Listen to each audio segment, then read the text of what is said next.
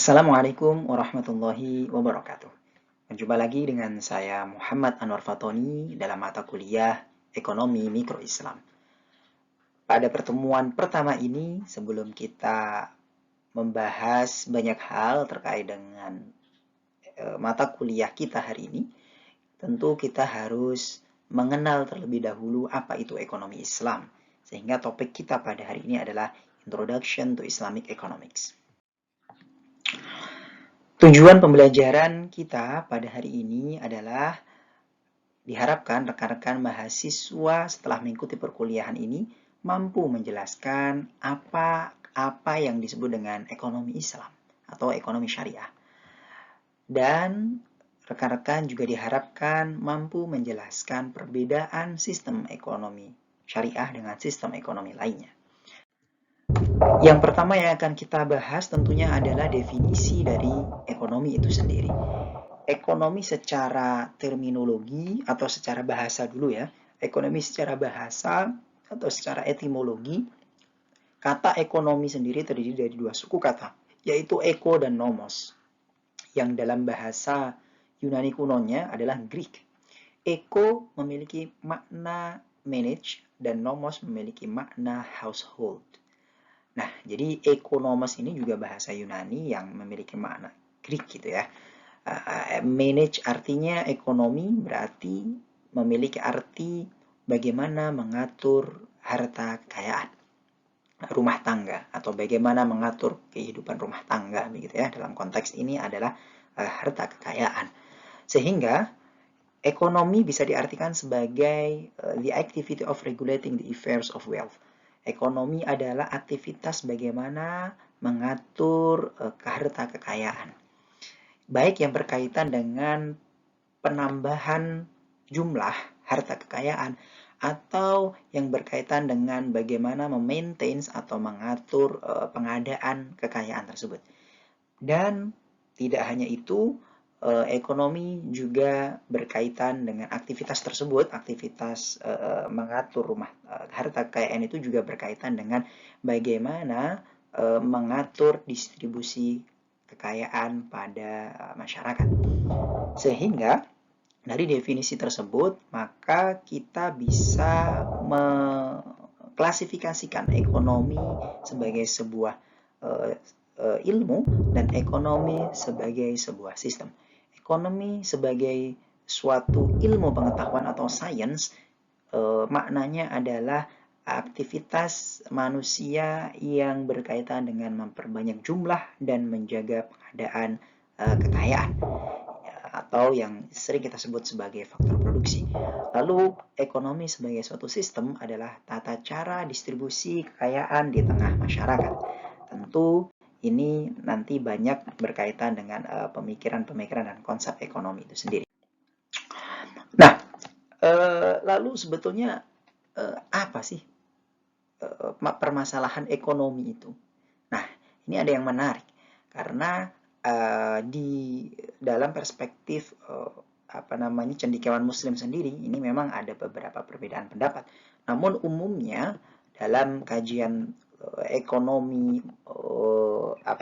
ekonomi konvensional bisa dikatakan seperti itu, bahwa permasalahan utama ekonomi adalah kelangkaan. Nah, ini adalah permasalahan utama ekonomi. Scarcity. Ini adalah permasalahan utama ekonomi dalam perspektif ekonomi konvensional atau banyak ekonom barat menyatakan bahwa masalah utama adalah scarcity. Kenapa?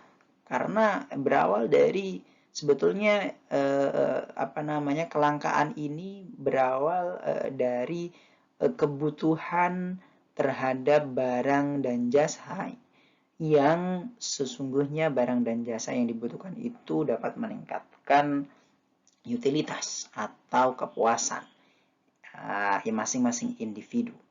Nah, namun barang dan jasa ini dianggap langka. Nah,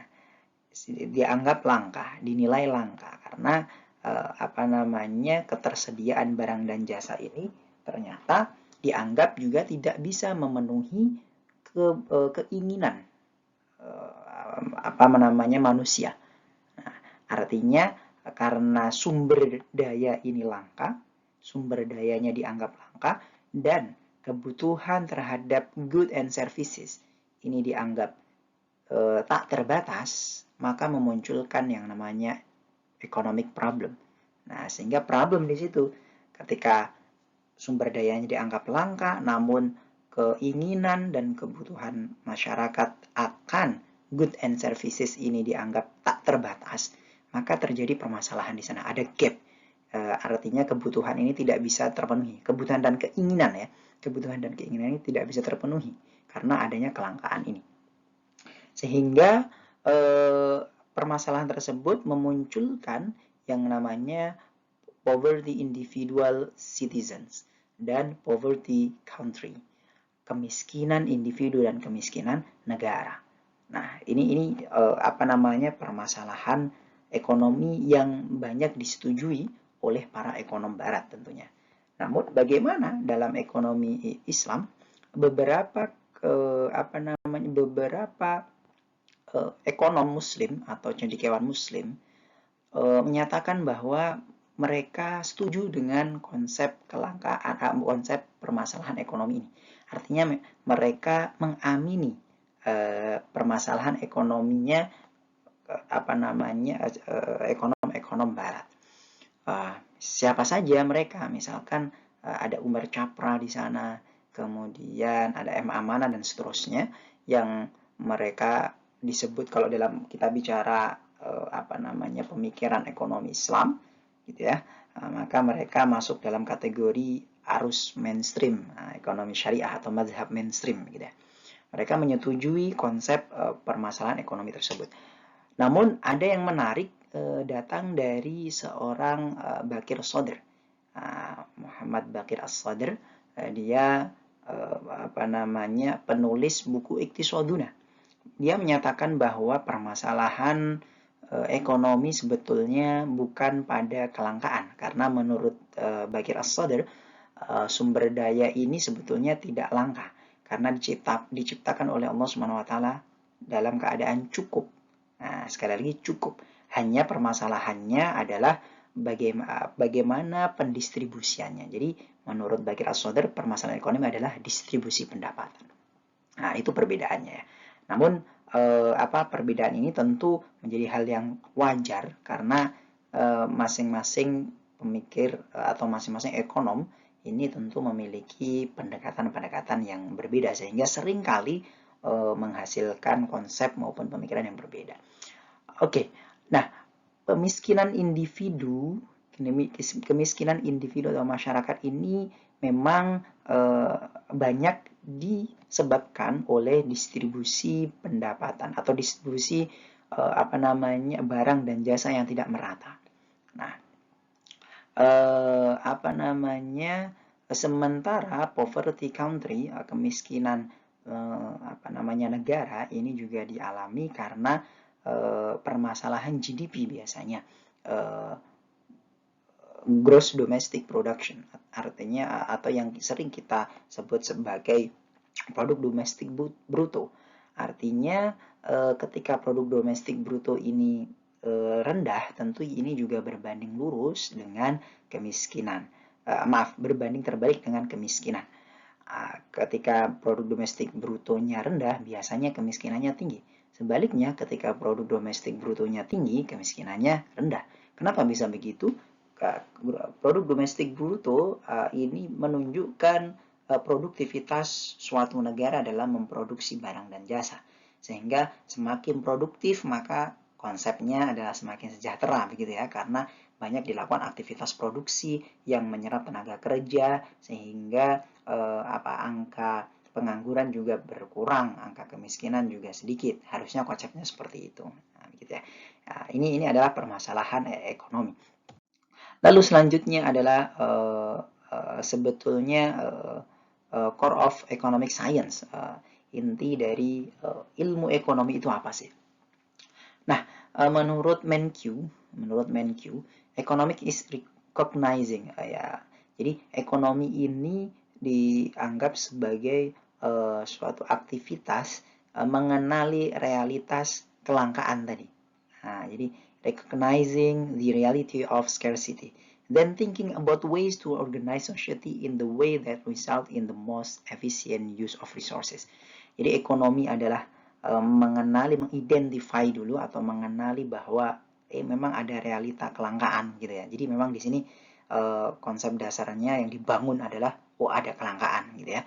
Kemudian memikirkan bagaimana cara mengorganize masyarakat untuk mencari solusi yang paling efisien dalam menggunakan sumber daya yang langka itu tadi. Nah, ini ekonomi. Nah, ada dua istilah dalam ekonomi selain tadi ekonomi sebagai sebuah ilmu dan ekonomi sebuah sistem, ada lagi yang namanya descriptive economic.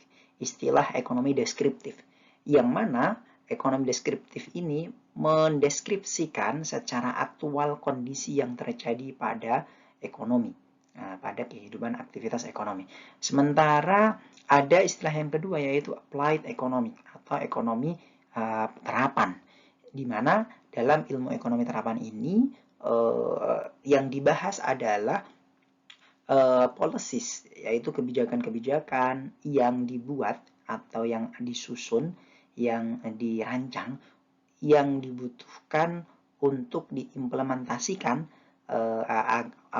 dalam penyelesaian permasalahan ekonomi. Jadi kalau deskriptif ekonomik itu mendeskripsikan apa adanya. Nih yang terjadi sekarang adalah begini.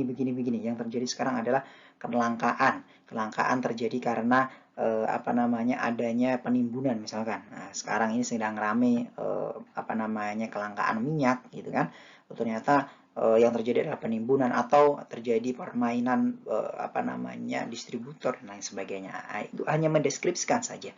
Sedangkan applied economic itu lebih dari itu, lebih ke tataran praktis, tataran implementatif, gitu ya. Jadi applied ekonomi terapan, bagaimana menyusun strategi-strategi atau kebijakan-kebijakan, policies untuk menyelesaikan permasalahan itu tadi. Nah, gitu kurang lebih seperti itu. Oke, nah ekonomi sendiri ini terbagi menjadi dua bagian, yaitu ekonomi mikro dan ekonomi makro. Nah, ekonomi mikro dan ekonomi makro. Nah, apa yang dipelajari dalam ekonomi mikro? Ini di bagian ini bisa kita lihat. Ekonomi dilihat dari apa yang dibahas di dalamnya. Ada yang namanya descriptive economics, ada yang namanya applied economics. Lalu teori-teori ekonomi ini yang ada yang ruang lingkupnya adalah mikro, kemudian ada yang ruang lingkupnya makro. Teori ekonomi yang ruang lingkupnya mikro yang kita pelajari di mata kuliah ini adalah teori-teori yang berhubungan dengan production, price, market equilibrium, dan consumer behavior. Sementara teori ekonomi yang cakupan pembahasannya adalah makro, adalah bicara soal government policy, kemudian national income, economic growth, dan seterusnya. Nah, gitu ya. Nah, nanti dalam perkuliahan kita hari ini hingga satu semester ke depan, fokus kita adalah membahas tentang teori-teori berkaitan dengan ekonomi mikro ini. Nah, yang ini ya teman-teman ya. Nah, lalu kemudian apa saja pembahasannya? Tentu yang pertama, how to use the available production factors efficiently.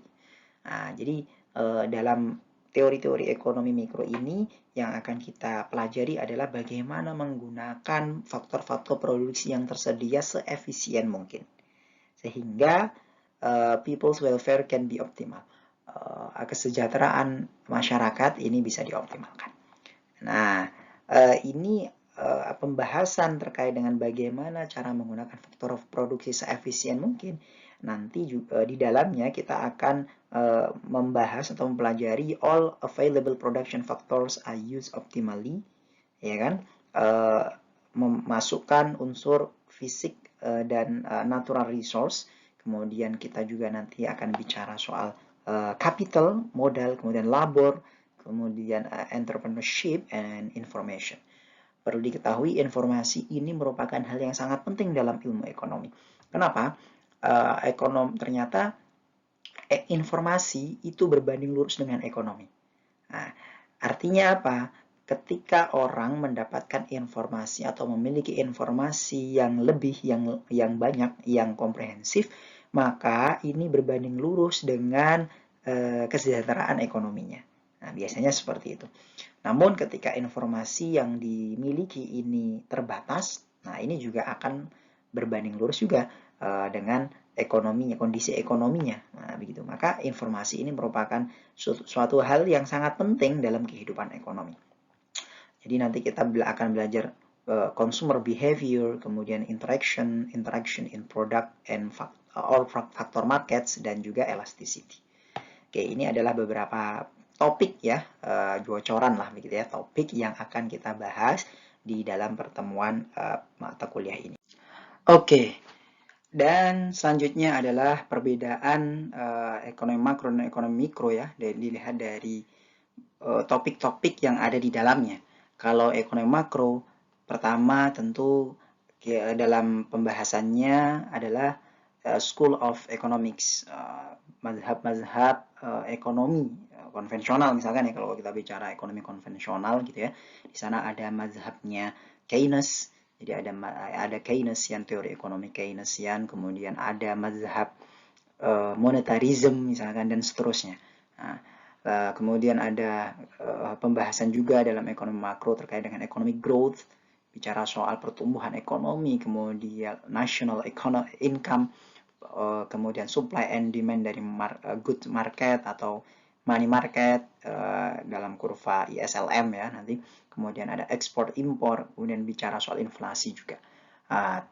Selain itu dalam ekonomi makro juga dibahas public policy yang secara ekonomi terapan tadi ya, yang kita sampaikan di awal tadi, yang terkait dengan subsidi, pemberian subsidi atau insentif, pajak misalkan ya, kemudian harga, bicara bagaimana kebijakan terkait dengan harga, kemudian juga bicara soal protection, misalkan social protection gitu ya, dengan kebijakan pemberian BLT dan lain sebagainya. Nah, namun dalam ekonomi mikro, karena skupnya lebih mikro, kecil gitu ya, maka yang akan dibahas adalah pertama consumer behavior, hal-hal yang berkaitan dengan perilaku konsumen, baik itu utilitas, preferensi, kemudian demand, elasticity. Maupun yang kedua adalah producer behavior, perilaku produsen yang berkaitan dengan theory of production, price of production, kemudian supply. Termasuk di dalamnya nanti kita akan bicara soal teori biaya ya. Kemudian ada market mechanism dan market structure. Nah, dalam ekonomi mikro ada salah satu topik tambahan dalam ekonomi syariah, ekonomi mikro syariah Islam, yaitu market distortion. Nah, ini yang mungkin tidak dibahas secara detail dalam ekonomi mikro konvensional. Nanti ada satu tambahan, yaitu market distortion in Islamic perspective. Jadi distorsi pasar dalam ekonomi syariah. Nah,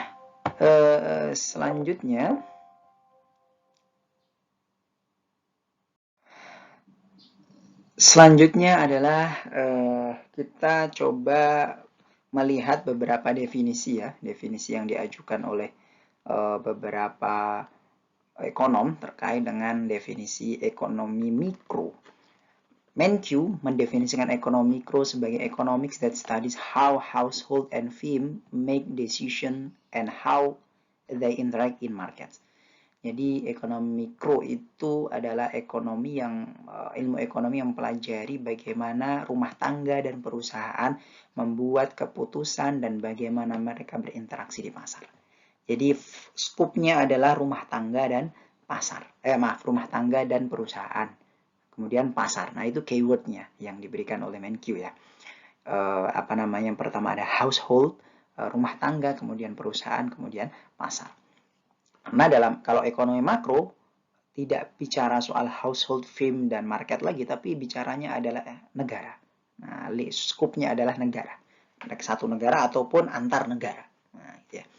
Lalu Sudono Sukirno misalkan. Nah, ini beliau mendefinisikan ekonomi mikro sebagai a field of science in economics that analyze the small part of the overall economic activity. Jadi ilmu ekonomi ini adalah ilmu yang membahas atau menganalisis bagian kecil dari aktivitas ekonomi yang begitu besar. Nah, lalu bisa disimpulkan bahwa directly related to this economic theory are the law of demand. Nah, yang berkaitan langsung dengan pembahasan mikroekonomi atau ekonomi mikro adalah hukum permintaan, the law of supply, kemudian hukum penawaran, producer behavior, consumer behavior, and the market as a place of interaction. Nah, gitu ya. Itu adalah definisi dari mikroekonomi atau ekonomi mikro.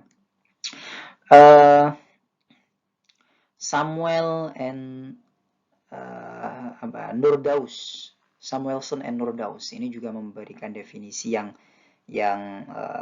mirip-mirip ya. Jadi kajian cabang ilmu yang diinspirasi oleh Adam Smith dalam bukunya The Wealth of Nation yang berisi analisis mengenai bagaimana harga suatu komoditi secara individu terbentuk, mengkaji bagaimana penentuan harga tanah, tenaga kerja dan modal, serta meneliti kelemahan dan kekuatan mekanisme pasar, selain sifat-sifat efisiensi pasar itu sendiri yang sangat mengagumkan dan manfaat ekonomi berasal dari tindakan individual yang bersifat self-interested. Nah, ini menurut Samuelson dan Nordhaus. Nah, yang seperti yang saya sampaikan tadi, kalau ekonomi mikro ini lebih menekankan pada ruang lingkup yang lebih kecil, yaitu individu, ya kan? Individu yang berkaitan yang ada di rumah tangga, perusahaan maupun pemerintah. Nah, yang intinya adalah skupnya lebih kecil daripada ekonomi makro. Kalau ekonomi makro ini tentu skupnya adalah negara atau negara dengan negara lainnya. Interaksi antara negara dengan negara lainnya. Makanya di dalam ekonomi makro dibahas ada pembahasan ekspor impor gitu ya. Itu adalah interaksi antara satu negara dengan negara lainnya. Nah, lalu bagaimana definisi dari Islamic Economics itu sendiri? Nah, kalau tadi kita sudah membahas definisi ekonomi maupun ekonomi mikro dari perspektif ekonomi barat, maka kita akan coba melihat definisi dari Islamic Economics atau ekonomi syariah. Abdul Mun'im Al-Jamal mendefinisikan ekonomi Islam sebagai a collection of general basics about economics extracted from the Quran and Hadis. Ekonomi Islam ini merupakan ilmu yang diekstrak gitu ya, ilmu ekonomi atau ya hal-hal yang berkaitan dengan kehidupan ekonomi yang diekstrak atau yang disarikan dari Al-Quran dan Hadis. Nah, sederhana sekali sebetulnya. Jadi sebetulnya Abdul Mun'im ini tidak membuat, kalau menurut saya tidak membuat suatu definisi baru ya, hanya menambahkan saja bahwa konsep-konsep dari ekonomi ini didasarkan dari Al-Quran dan Hadis. Nah, sementara Muhammad M. Amanan atau Muhammad Abdul Manan, dia menyatakan ekonomi syariah itu sebagai social science, ilmu sosial yang mempelajari permasalahan-permasalahan ekonomi yang dialami oleh masyarakat yang diilhami dari nilai-nilai Islam. Nah, itu. Nah, sementara Hasanuz Zaman mendefinisikan ekonomi syariah sebagai knowledge and application of Islamic teaching, ya, pengetahuan dan implementasi aplikasi dari ajaran Islam dan aturan-aturan Islam yang tujuannya adalah menghapus ketidakadilan. Ketidakadilan ya dalam penggunaan sumber-sumber daya yang ada atau yang dimiliki oleh manusia. Nah, kata kuncinya di sini adalah yang pertama adalah justice. Jadi menurut Hasanuz Zaman, ekonomi syariah itu ekonomi yang berkeadilan. Nah, itu yang pertama. Dan yang kedua tentu make it possible to carry out obligation to Allah and society. Ya, selain ekonomi berkeadilan, ekonomi syariah adalah ekonomi yang memiliki tanggung jawab kepada Allah dan kepada masyarakat. Nah, artinya memang terdapat nilai-nilai ketuhanan yang harus dimasukkan di dalam konsep-konsep ekonomi. Nah, itu menurut Hasanus Zaki.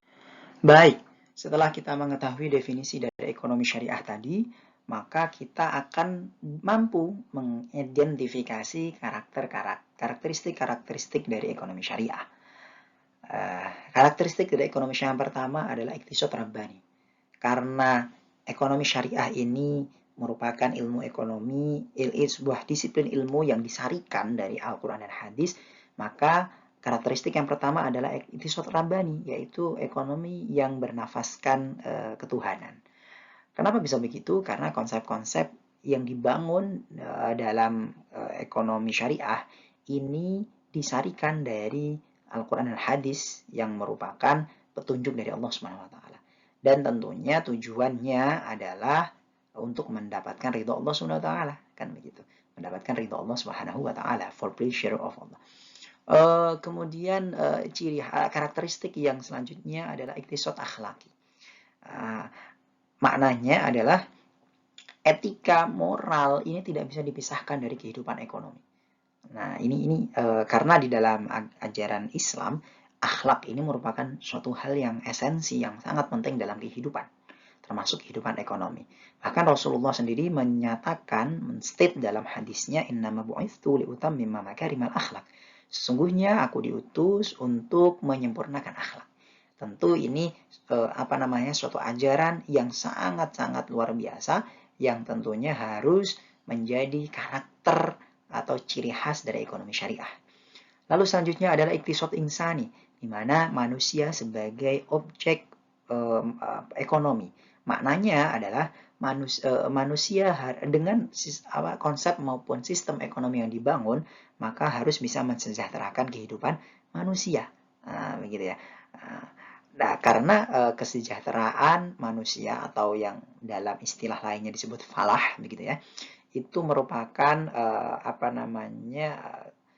suatu hal yang menjadi visi atau menjadi misi ya, visi dan misi dari ekonomi syariah itu sendiri. Lalu kemudian yang karakteristik yang terakhir adalah iktisad wasati, yaitu balance between right and obligation. Nah, iktisad atau ekonomi yang menjunjung tinggi keseimbangan. Maka nanti dalam kajian ekonomi syariah itu juga kita, selain kita bicara soal bagaimana memperbanyak harta, karena kalau di awal tadi kan konsep ekonomi yang pertama adalah bagaimana mengatur harta ini agar bertambah, kan begitu. Yang pertama tadi kan, yang kedua bagaimana memanage pengadaan hartanya, kemudian yang ketiga baru distribusi. Nah, hanya saja dalam ekonomi syariah ini ciri khasnya adalah balance, wasati.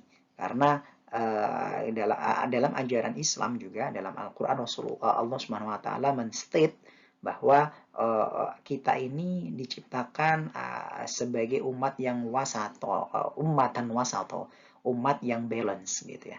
Dalam konteks ekonomi tentu kita harus balance antara kewajiban, hak dan kewajiban. Nah, maka nanti selain kita balance meningkatkan pendapatan, kita juga harus aware, memiliki kesadaran bahwa di dalam setiap harta yang kita miliki ini ada hak-hak orang lain. Nah, maka kita keluarkan melalui zakat, kita keluarkan melalui infak, sedekah maupun wakaf. Nah, oke. Lalu Hasanuddin tadi ya. Oke. Kemudian cut.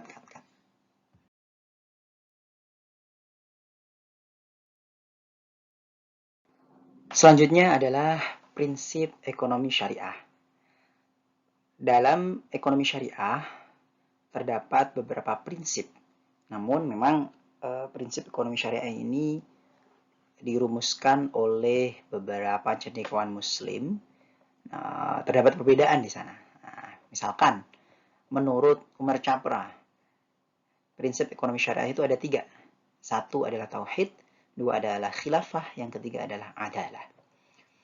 Prinsip tauhid artinya bahwa ekonomi syariah ini secara prinsipnya harus mengikuti aturan-aturan dari Allah Subhanahu wa Ta'ala yang yang menciptakan alam semesta ini termasuk manusia.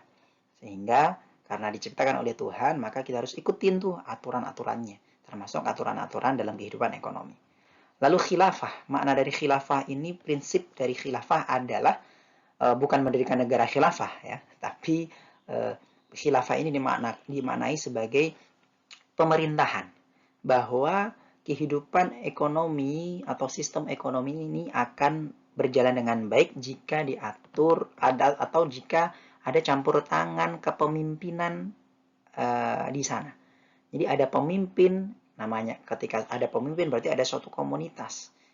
Atau yang kalau dalam suatu negara berarti ya kita bicara negara lah gitu ya. Nah, artinya ekonomi, prinsipnya adalah ekonomi ini berjalan, sistem ekonominya bisa berjalan dengan baik ketika diatur oleh seorang pemimpin yang baik gitu ya, pemimpin yang mengorganize kehidupan ekonominya dalam suatu komunitas atau suatu negara. Kemudian yang ketiga adalah prinsip adalah keadilan. Nah, ya. Jadi prinsipnya aktivitas ekonomi harus dijalankan seadil mungkin. Seadil mungkin ini bicara dalam konteks adil itu kalau dalam bahasa ekonominya adalah equilibrium, keseimbangan gitu ya. Harus seimbang. Namun makna keseimbangan ini bukan tidak selalu sama rata. Nah, konsep adalah ini ada kalanya proporsional, tidak selalu sama rata. Nah, gitu ya. Oke, mungkin ada konsep sama rata ini berlaku dalam pembagian pendistribusian zakat misalkan. Di sana zakat ada yang membagi menjadi 8 karena mustahik zakat ada 8. Jadi masing-masing mustahik mendapatkan 1/8. Miskin, dana zakat dibagikan 1/8-nya untuk orang miskin, 1/8-nya untuk fakir, 1/8-nya untuk gharim, amil, dan seterusnya. Sampai 8 asnaf itu. Ada yang seperti itu. Tapi ada juga yang konsepnya proporsional. Misalkan, dalam menetapkan kebijakan tax, misalkan, pajak, misalkan. Kan nggak mungkin, orang yang miskin kemudian dipajekin sama dengan orang yang kaya. Nah, itu nggak adil namanya. Sehingga harus proporsional. Semakin kaya, misalkan, itu pajaknya lebih besar, misalkan gitu ya, dibandingkan orang-orang yang memiliki pendapatan menengah ke bawah. Misalkan seperti itu. Nah, ini namanya proporsional. Intinya harus dijalankan seadil mungkin. Nah, berbeda dengan Adi Warman Karim. Bahasanya sedikit berbeda ya memang. Kalau tauhid dan khilafah ini, kalau menurut Adi Warman Karim, bukan masuk ke prinsip, tapi nilai. Nilai-nilai yang harus, nilai-nilai yang mendasari penyusunan konsep ekonomi syariah. Nah, itu untuk tauhid dan khilafah. Namun, social justice atau bahasa Umar Chaplin adalah ini sama. Artinya social justice ini dijadikan sebagai prinsip oleh Adi Warman Karim. Yang membedakan adalah satu, menurut Adi Warman Karim, prinsip ekonomi syariah yang pertama adalah multiple ownership, di mana dalam konsep ekonomi syariah harus mengakui kepemilikan individu, kepemilikan umum maupun kepemilikan negara dalam konteks ini ya. Jadi multiple ownership gitu ya. Jadi tidak hanya kepemilikan individu saja yang diakui misalkan gitu ya, atau tidak hanya kepemilikan umum saja yang diakui, kepemilikan individu tidak diakui ya. Ini bukan seperti itu, tapi multiple ownership itu diakui. Kemudian yang kedua adalah freedom to act. Prinsipnya adalah manusia dibebaskan untuk melakukan aktivitas ekonomi apapun. Selama tidak merugikan orang lain atau selama tidak menzolimi misalnya. Nah, kategori batasan selama tidak menzolimi ini sesungguhnya ada dalam makna social justice itu tadi. Ketika kita boleh atau bebas melakukan aktivitas ekonomi apapun, tapi harus justice, harus adil gitu ya. Harus mengedepankan prinsip yang ketiga juga, yaitu social justice. Keadilan sosial. Jangan sampai kemudian kita melakukan aktivitas ekonomi, kita melakukan produksi, namun justru aktivitas produksi itu merugikan orang lain, merugikan masyarakat lain, atau merugikan komunitas lain. Tentu ini tidak akan menjadi menegakkan social justice itu sendiri. Nah, jadi ini saling berkaitan, makanya ini tanda panahnya saling berkaitan, saling muter gitu ya. Ini saling berkaitan. Oke, setelah kita mengetahui definisi, karakteristik, dan prinsip ekonomi syariah, maka kita bisa tuh membandingkan ekonomi sebagai sebuah sistem, ya kan, antara ekonomi kapitalis, sosialis, dan ekonomi syariah. Yang pertama, kita masuk ke ekonomi kapitalis dulu. Ekonomi kapitalis ini tokoh yang paling terkenal atau dedengkotnya adalah Adam Smith yang hidup pada abad ke-17 Masehi. 1776 Masehi. Itu Adam Smith. Adam Smith ini sangat menjunjung tinggi mekanisme pasar bebas. Free market mechanism gitu ya. Tujuan utamanya tentu adalah pertumbuhan ekonomi. Nah, ciri-ciri atau karakteristiknya yang pertama, everyone can carry out economic activity. Atau bahasa Adi Warman Karim tadi adalah freedom to act gitu ya. Semua orang bebas melakukan aktivitas ekonomi apapun, nggak ada batasan. Dan mengakui yang namanya private ownership, kepemilikan individu. Owners of large capital usually dominate the market. Nah ini yang kunci atau ciri khas dari ekonomi kapitalis. Biasanya pemilik modal besar itu selalu mendominasi pasar. Sementara yang kecil, pemilik pemodal kecil gitu lah ya, ini susah sekali mengekspansi pasar karena pasar sudah didominasi oleh pemodal besar. Nah, itu ya. Ini konsep ekonomi kapitalis Adam Smith. Berbeda dengan ekonomi sosialis, sistem ekonomi sosialis yang diperkenalkan oleh Karl Marx. Karl Marx ini hidup setelah Adam Smith ya. Jadi Karl Marx ini membuat konsep ekonomi sosialis karena Karl Marx ini memandang konsep ekonomi kapitalisnya Adam Smith ini telah gagal dan bahkan justru memunculkan permasalahan ekonomi baru, yaitu apa? Kesenjangan ekonomi. Karena apa? Dengan konsep tadi kepemilikan individu yang pada akhirnya kemudian freedom to act tadi ya, tidak dibatasi oleh nilai-nilai, gitu kan? Tidak dibatasi oleh nilai-nilai, entah itu nilai agama atau nilai moral atau nilai universal lainnya gitu ya. Maka manusia itu bebas melakukan aktivitas apapun sebebas-bebasnya dan karena tujuan utamanya adalah quantity sebetulnya, meningkatkan growth gitu ya, meningkatkan pertumbuhan ekonomi baik ekonomi individunya maupun negara. Namun faktanya, realitanya tadi karena pemodal besar lebih mendominasi dari pemodal kecil, pada akhirnya terjadi yang namanya kesenjangan ekonomi. Dari fenomena itulah kemudian Karl Marx membuat konsep ekonomi sosialis, di mana udah deh bahasa gampangnya there is no freedom in carry out economic activity for individual. Udah jangan diberikan kebebasan individu itu melakukan aktivitas apapun, tapi harus dibatasi gitu ya. Jadi dibatasi. But all for the common good. Jadi bahkan yang konsep Karl Marx ini pada akhirnya membatasi atau tidak mengakui kepemilikan individu. Karena realitanya nih di sana di barat gitu ya, dengan konsep kapitalis tadi, dengan adanya kepemilikan individu justru orang ini nggak mau mendistribusikan kekayaannya kepada orang lain. Nah akhirnya ya udah deh, menurut Karl Marx nggak perlu ada kepemilikan individu, semuanya dimiliki oleh negara, sehingga yang ngatur nanti adalah negara. The state is responsible for distributing production resources and products to the entire community.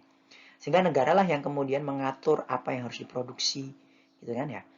Kemudian distribusinya juga diatur oleh negara. Individu tidak boleh memiliki, istilahnya nggak boleh punya sertifikat atas nama pribadi gitu ya. Sertifikat harta, kepemilikan harta atas nama pribadi itu nggak boleh. Semuanya milik negara dan negara yang akan mendistribusikannya. Apakah itu berhasil? Tentunya tidak. Sejarah membuktikan Uni Soviet saat itu yang menggunakan konsep ekonomi sosialis ini faktanya juga ekonominya hancur. Nah, gitu ya. Sampai sekarang konsep ekonomi sosialis ini juga tidak digunakan bahkan setelah Uni Soviet pecah gitu ya. Banyak negara pecahan Soviet yang tidak menggunakan sistem ini. Mungkin ya masih ada beberapa yang didominasi oleh negara, tapi kepemilikan individu sudah bisa dimiliki oleh masyarakatnya, kurang lebih gitu ya. Karena memang konsep ini justru melahirkan masalah baru. Masalahnya apa? Otoritas apa ya? Otoriter negara. Nah, ini negara menjadi ketika tidak ada kontrol terhadap negara, pada akhirnya penguasa-penguasa negara ini bisa melakukan ya bahasanya teorinya adalah ini ya apa namanya apa namanya astagfirullahaladzim. Jadi masing-masing individu yang dipercaya menduduki jabatan-jabatan publik atau ya pemerintahan gitu ya, ini memiliki potensi penyalahgunaan wewenang, nah, gitu ya. Sehingga itu bukannya menciptakan keadilan sosial, justru sama terjadi permasalahan korupsi yang akhirnya yang kaya adalah orang-orang di pemerintahan saja, nah, gitu ya. Moral hazard lah, begitu ya. Nah, itu moral hazardnya seperti itu. Nah, baru kemudian nah, sistem ekonomi syariah ini sebetulnya sudah ada sejak zaman Rasulullah SAW. Hanya saja setelah runtuhnya Turki Utsmani saat itu ya, kemudian negara-negara yang mayoritas Muslim itu dijajah oleh Barat. Akhirnya sistem ekonomi syariah yang telah dibangun ratusan tahun sejak zaman Rasulullah SAW itu akhirnya juga memudar. Kemudian digantikan atau dipengaruhi oleh ekonomi kapitalis kebanyakan, bahkan sampai saat ini. Nah, oke, sistem ekonomi Islam yang diajarkan oleh Rasulullah SAW ini memang cukup berbeda dari ekonomi kapitalis maupun ekonomi sosialis. Nah, ini kalau kita bandingkan memang seakan-akan ini menjadi penengah gitu ya antara ekonomi kapitalis dan ekonomi sosialis gitu ya. Seakan-akan ya. Namun sesungguhnya konsep ekonomi atau sistem ekonomi syariah ini tentunya berbeda ya dari sistem ekonomi kapitalis dan ekonomi sosialis gitu ya. Kalau ekonomi kapitalis itu goalnya atau tujuannya adalah kesejahteraan individu. Jadi yang penting individu, intinya individualis banget lah gitu ya. Itu ekonomi kapitalis. Sementara sosialis ini justru terlalu banyak dominasi negara. Bahkan kepemilikan individu aja nggak dibolehin. Nah, ini tentu bukan tidak sesuai dengan ajaran Islam, bahwa kalau dalam ajaran Islam kita bisa mendapatkan hak kepemilikan dengan cara jual beli gitu ya, dengan cara perdagangan atau dengan cara hibah atau dengan cara waris. Nah, itu salah satu ajaran Islam yang menyatakan individu bisa memiliki harta atau menguasai harta kekayaan. Sebaliknya ada aspek tadi pendistribusian kekayaan individu kepada orang lain melalui zakat, infak, sedekah dan wakaf. Nah, itu hal yang sangat membedakan ya. Tentu itu berbeda ya dengan sistem ekonomi kapitalis maupun sistem ekonomi sosialis. Nah, maka economics in Islam must be able to provide welfare for the entire community.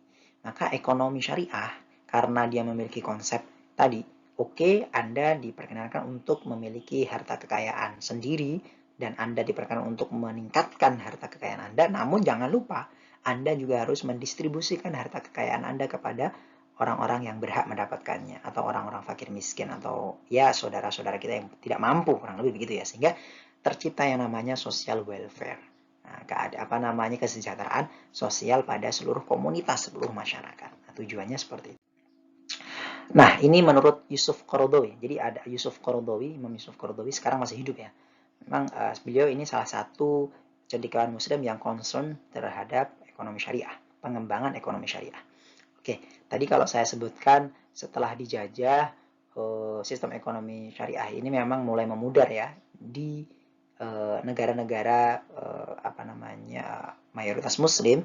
Namun alhamdulillah beberapa dekade terakhir ini memang ekonomi syariah sebagai sebuah ilmu dicoba untuk dikodifikasikan dan sebagai sebuah sistem dicoba untuk diimplementasikan di negara. Misalkan contoh di Indonesia, misalkan sudah ada bank syariah, kemudian atau lembaga keuangan syariah lainnya ya. Kemudian pendapatan negara salah satunya juga menggunakan sukuk. Itu salah satu contoh bagaimana implementasi konsep ekonomi syariah sebagai sebuah ilmu diimplementasikan atau diterapkan dalam kehidupan ekonomi negara. Oke, baik. Menurut Yusuf Qaradawi misalnya, the Islamic economic system is not different from other economic system. Namun ini menurut Yusuf Qaradawi memang sistem ekonomi syariah ini tidak berbeda jauh dengan sistem ekonomi lainnya dalam konteks in term of various form, brands, details, and ways of application. Jadi dalam konteks itu memang tidak berbeda. Tapi but involves a global picture that includes guides principle, define rules, guiding principle that also cover some brands. Tapi dalam konteks gambaran umumnya, gambaran global yang saya sampaikan tadi, ini tentu berbeda. Prinsip-prinsipnya itu berbeda. Tapi penerapan, implementasi penerapannya, ya kan, itu mirip-mirip lah, gitu ya, mirip-mirip. Ya ada yang namanya kalau implementasi secara makronya misalkan ya dalam kajian ekonomi atau dalam sistem ekonomi Islam itu ya ada yang namanya pajak, itu juga diakui gitu ya. Kemudian pendapatan negara, bagaimana termasuk konsep bagaimana negara hadir dalam kehidupan ekonomi masyarakat, itu juga sama sebetulnya implementasinya. Penggunaan APBN gitu ya, penggunaan APBN untuk kesejahteraan masyarakat itu juga sama. Nah, tapi dalam konteks tadi prinsip gitu ya, dalam konteks karakteristik hal-hal yang sifatnya sangat fundamental sekali yang membedakan antara sistem ekonomi kapitalis dan sistem ekonomi sosialis. Nah, oke, kalau kita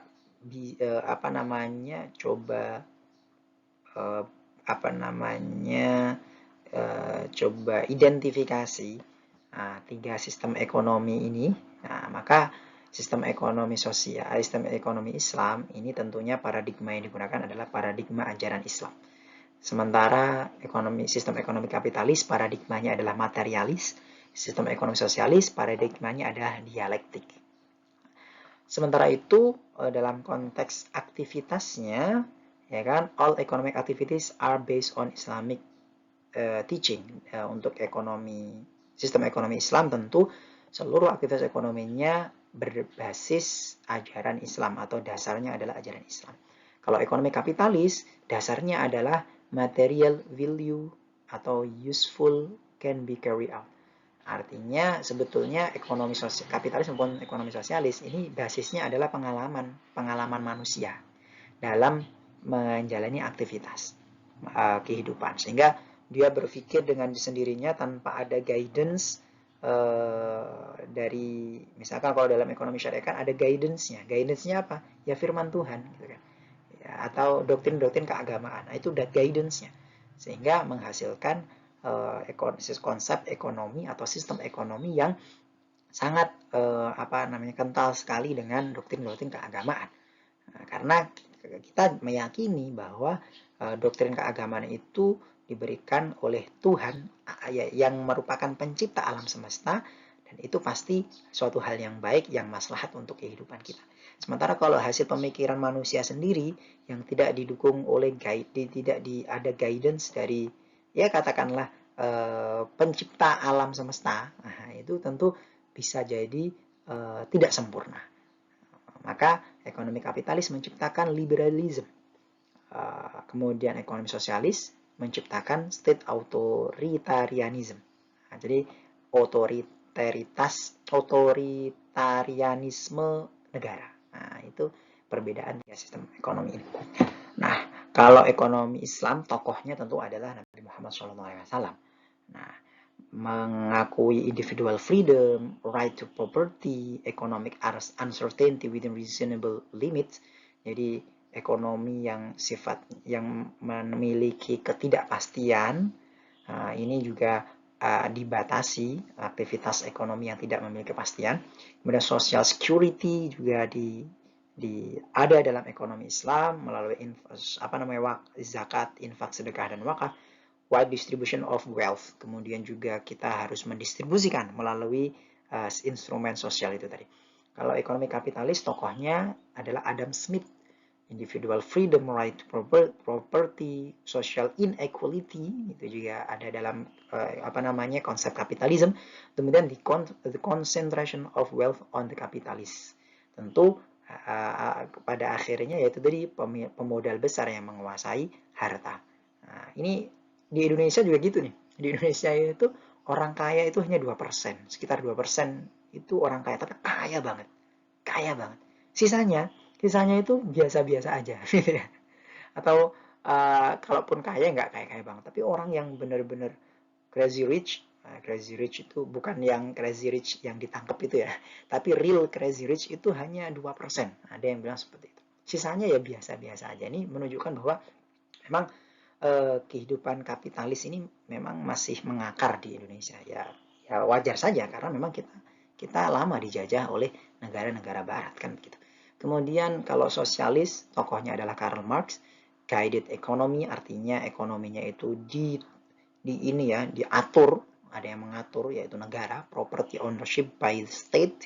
Kemudian economic equality, semuanya equal. Jadi karena yang mengatur negara mengatur semuanya harus memiliki kesetaraan yang sama secara ekonomi gitu ya. Ada social security tentu karena sosialis gitu ya, sangat kental dengan social security. Tapi concentration of wealth on the government. Tapi itu tadi negara lah yang menguasai kekayaan. Oke, nah ini adalah referensi-referensi yang akan kita gunakan selama perkuliahan satu semester ke depan. Silakan nanti rekan-rekan mencari referensi ini. Sebagian nanti akan kami share dalam bentuk PDF ya. Kalau memang ada PDF-nya. Tapi kalau untuk buku utama ini tidak ada PDF-nya. Hanya bukunya Robert Pindik ini insya Allah ada. Nanti kami akan share PDF-nya. Namun untuk yang lain, saran saya silakan Anda cari bukunya, bisa beli atau bisa fotokopi dari teman yang sudah punya gitu ya, misalkan kalau memang sumber pendanaannya terbatas. Kemudian referensi pendukung ini juga penting untuk Anda miliki atau Anda pelajari ya untuk sebagai bahan pengayaan dalam mata kuliah ini. Baik, mungkin ini yang bisa saya sampaikan. Semoga bermanfaat apa yang kita bahas pada hari ini. Sampai jumpa di pertemuan selanjutnya. Sekali lagi, semoga apa yang kita pelajari ini bisa kita pahami dengan baik dan bermanfaat untuk kita dalam mempelajari mata kuliah ekonomi mikro Islam ini. Saya akhiri, wallahu muwaffiq ila aqwamit thoriq. Wassalamualaikum warahmatullahi wabarakatuh.